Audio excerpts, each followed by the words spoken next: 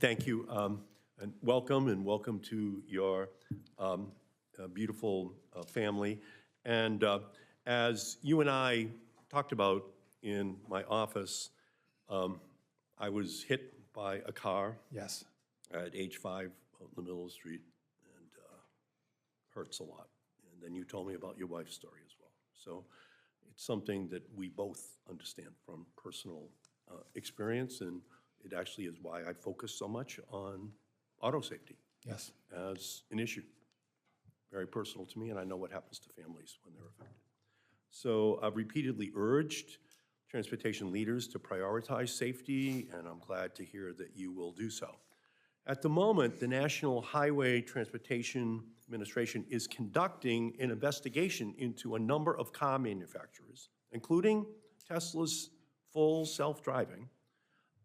And the question I'd ask you is, regardless of outside political pressure, can you commit to allowing the traffic safety investigators to follow the evidence and operate objectively as part of their investigations? Senator, I appreciated and enjoyed our meeting in your office. There's a history there that I was not all aware of, and I'm grateful that you shared that with me. Yes, I commit to this committee and to you that I will let NHTSA do their investigation. And I think I also mentioned to you that a lot of the players in these spaces, I haven't met any of them. So yes, to your answer. There's going to be a lot of pressure, but you hear a lot of talk here about pedestrians being hit. You mentioned the number of people who die on our highways. You know, we just have to make sure. Yes. That we don't see history repeating unnecessarily. Okay, just key to me, and I think to your own family. I just want to say right up at the top, just to clarify, there is no fuel economy standards that mandates the use of electric vehicles. That is not a law. Okay, just want to put that out there. That does not exist. We're going to keep hearing it, just not true, not accurate. Manufacturers can use all available technologies to comply with the standards and save drivers money. So I'm the Democratic author of the 2007 law to increase our fuel economy standards. And ultimately, if they're abided by, it saves consumers $26 billion because they don't have to pay the guy at the gas station to put it into their pump because they got more miles per gallon. That's what it's all about. American innovation. American ingenuity in moving forward. So from my perspective, you know, I have a question that is just going to go right to the heart of this, which is whether or not the law, as it's written under the Energy Conservation and Policy Act, that NHTSA is required to set maximum feasible average fuel economy standards that cars and truck manufacturers can achieve.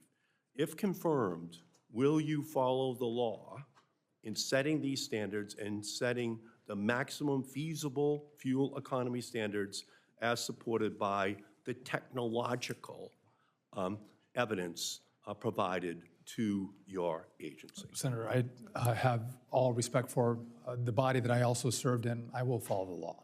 You will follow the law, which is great. Last Congress, this committee heard over and over again that having multiple crew members on the train in East Palestine increased safety and helped prevent the disaster from being even worse. The Federal Railroad Administration's objective research on this issue has also concluded that technology is no replacement for having multiple crew members on each freight train. I was proud to work with incoming Vice President J.D. Vance on this committee to include a provision in the Railway Safety Act to require at least 2 crew members.